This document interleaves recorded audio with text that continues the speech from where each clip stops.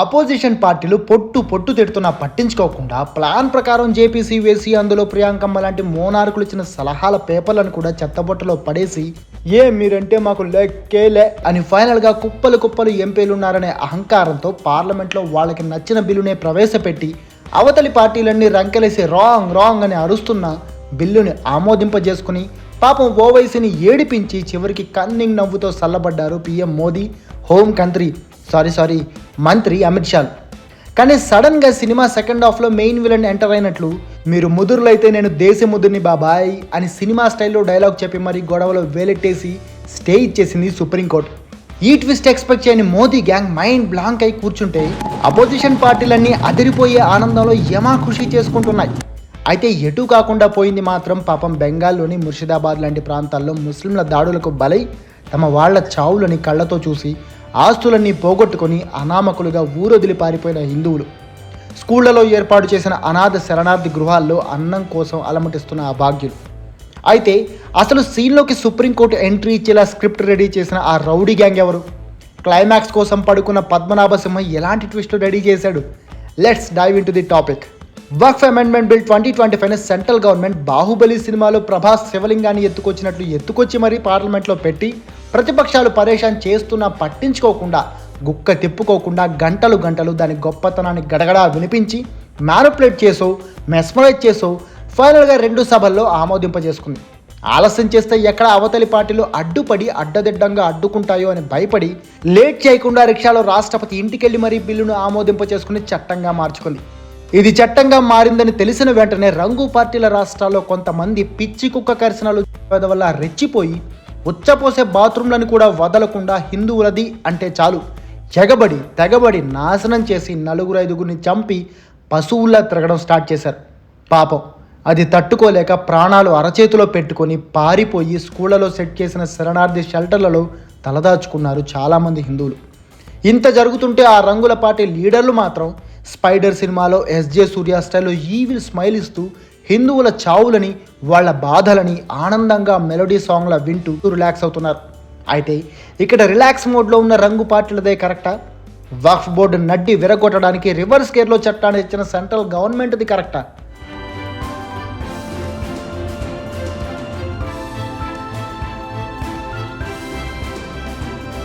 అప్పుడెప్పుడో ఎన్టీఓడి సినిమాలో చూసా, ఎందుకు కట్టాలి అని కుసిస్తూ అనే ఎన్టీఓడి డైలాగ్ చూస్తే బ్రిటిష్ వాళ్ళ మీద ఎంత కోపం వచ్చిందో. ఇప్పుడున్న వక్ఫ్ చట్టాన్ని కింది నుంచి పైదాకా చదివాక అంతకు మించి 2 మండుకొచ్చింది. ఎప్పుడో ఆ డెబ్బ ఇక్కడ గుర్రాలు మేత తిన్నాయని ఆ భూమి వాడిదేనంట. అప్పుడెప్పుడో ఆడి కుక్క ఉచ్చపోస్తే ఈ భూమి ఆడిదేనంట. రైలు పట్టాలు, ప్లాట్ఫామ్లు, బస్ స్టాండ్లు, ఎయిర్పోర్ట్లు, గుళ్ళు, బళ్ళు, ఇళ్ళు, రాళ్ళు, పొలాలు, పందిళ్ళు, దీనవ్వ ఖాళీ జాగా కనిపిస్తే చాలు ఆడిదే. ఖాళీ కనిపించకపోయినా ఆడి కన్ను పడిందంటే చాలు ఆడిదే. మీకంటే సినిమాల్లో విలన్ లెఫ్ట్ హ్యాండ్ నయం కదరా, కనీసం మేము రౌడీలం అని చెప్పి ల్యాండ్ కబ్జా చేసిన హీరో రాగానే తన్నుడు తిని పారిపోతారు. మీరేంట్రా బాబు, సిగ్గు లేకుండా జనాల కడుపు కొట్టి కబ్జాలు చేసిందే కాక దాన్ని మళ్ళీ కరెక్టే అని వాదించుకుంటారా? కాస్తన్నా సిగ్గుండక్కర్లా?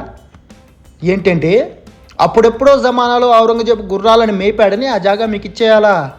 మరి హిందువుల ఆలయాలు కూల్చేసి వాటి మీద మీ మసీదులు కట్టారు కదా, వాటన్నింటినీ వాళ్ళకి వెనక్కిచ్చేస్తారా? 40 ఏళ్ళ దాకా ఉన్నాయంట. మరి వాళ్ళు లాక్కోవడం మొదలెడితే ముడ్డి మీద గుడ్డ కూడా మిగలదేమో, ఆలోచించుకోండి. అయినా మిమ్మల్ని అని ఏం లాభంలే, ఆ గోసిగాడి సేతు గుర్తోడని అనాలి. నోటితో చెప్పినా మీదే, కాగితం లేకున్నా మీదే, టెంట్ వేసినా గిరి గీసినా ఏం చేసినా ఆ ఏరియాలన్నీ మీయే.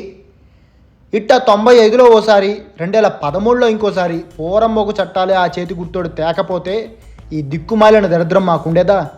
9 లక్షల ఎకరాల భారతీయ భూమి మీ చేతుల్లో ఉండేదా? ఇదంతా తెలిసి కూడా నల్లకోడు తెల్లదొరలు ఏమాత్రం వెనక్కి తగ్గకుండా వాళ్ళకే సపోర్ట్ అన్నట్టు ఈ చట్టాన్ని మీరు ఎలా తెస్తారు? ఇది వాళ్ళ హక్కుల్ని దెబ్బతీయడం కాదా అని పాపారాయుడు సినిమాలో మోహన్ బాబు యాసలో డైలాగులు చెప్పి అమలు కాకుండా ఆపేశారు.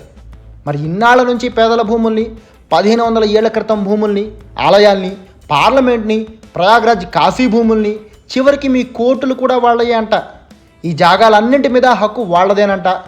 ఇక జాగెందుకు, బేగిచ్చేయండి. మరి మడిసన్నాక కాస్త ఉండాలి సార్.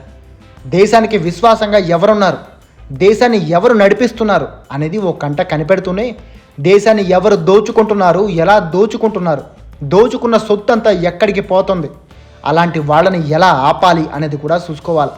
లేకపోతే రేపు మీ ఒంటి మీద ఆ కోటు కాదు కదా, కనీసం చిన్న గోచి కూడా మిగల్చకుండా అంతా దోచుకుపోతారు. అప్పుడు చేతుల్లో మిగిలిన సుత్తులు తీసుకొని కవ్వాలి డ్యాన్స్ ఆడుకోవాల్సిందే. ఇంత చెప్పాక కూడా మీరు మారకపోతే, మే 5న మినిమం బుద్ధితో అయినా తీర్పు చెప్పకపోతే ఇక మీ కర్మ. ఇక స్టార్టింగ్లో మనం అనుకున్నాం కదా, ఇది మొత్తం ప్లాన్ చేసిన రౌడీ ముఖ ఎవరా అని. ఆ రౌడీ ముఖ ఎవరో కాదు, సెంట్రల్లో బీజేపీ గవర్నమెంట్ని ఎలాగైనా కూల్చి వాళ్ళు అధికారంలోకి రావాలని ట్రై చేస్తున్నారే కాంగ్రెస్ సహా మిగిలిన పార్టీలు, వాళ్లే ఆ రౌడీ ముఖ. హిందువులు ఎలా చేస్తాయి, ఈ ముస్లింలు బాగుంటే చాలు, మరి వాళ్ళ ఓట్లే కదా వీళ్ళకి ఇంపార్టెంట్.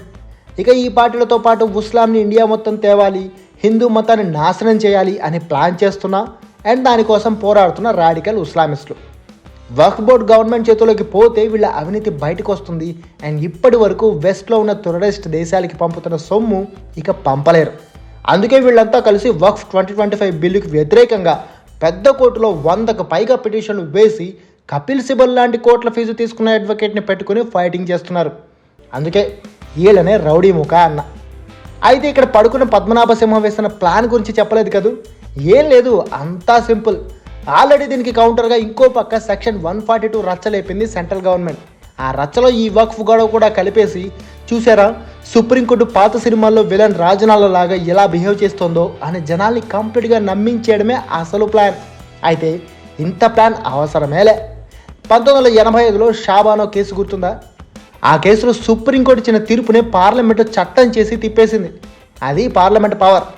సో ఇప్పుడు ఆల్రెడీ చట్టం అయిపోయిన దాన్ని సుప్రీంకోర్టు పీకేది ఏంలే. ఏదో టోపీలో కోపం చల్లారేదాకా విషయాన్ని నాంచి ఫైనల్గా మేము చేయాల్సిందంతా చేసాం, బట్ సాక్ష్యాధారాలన్నింటినీ పరిశీలించిన తర్వాత మేమేం చేయలేమని అర్థమైంది, సో సారీ అని ఠాగూర్ సినిమాలో డాక్టర్ లాగా తప్పుకుంటాడు సిజిఐ సంజీవ్ ఖన్నా. చూస్తుండండి. అప్పుడు టోపీలోళ్ళంతా, యాంది సారు అంత మాట అన్నావు, మీరేదో చేస్తారని తెచ్చుకున్న రాళ్ళు కర్రలు కూడా సెకండ్ హ్యాండ్లో అమ్మేశాం, ఇప్పుడు మళ్ళీ కొనుక్కోవడానికి కూడా డబ్బులు లేవా, ఆడ బయటకు పోతే తోలు తీయడానికి పకడ్బందీ ప్లానింగ్తో రాసిన కొత్త లాఠీలతో రెడీగా ఉన్నారు పోలీసులు, నిండా ముంచినావు కదా సారు అని ఏడవాల్సిందే. అంటే ఫైనల్గా దిమ్మ తిరిగే షాక్ టోపీలోళ్ళకి, కోలుకోలేని స్ట్రెస్ సుప్రీంకోర్టుకి, చల్లటి చిల్లింగ్ సక్సెస్ సెంట్రల్ గవర్నమెంట్కి. ఆ గది మాస్టర్ ప్లాన్ అంటే. ఏమంటారు?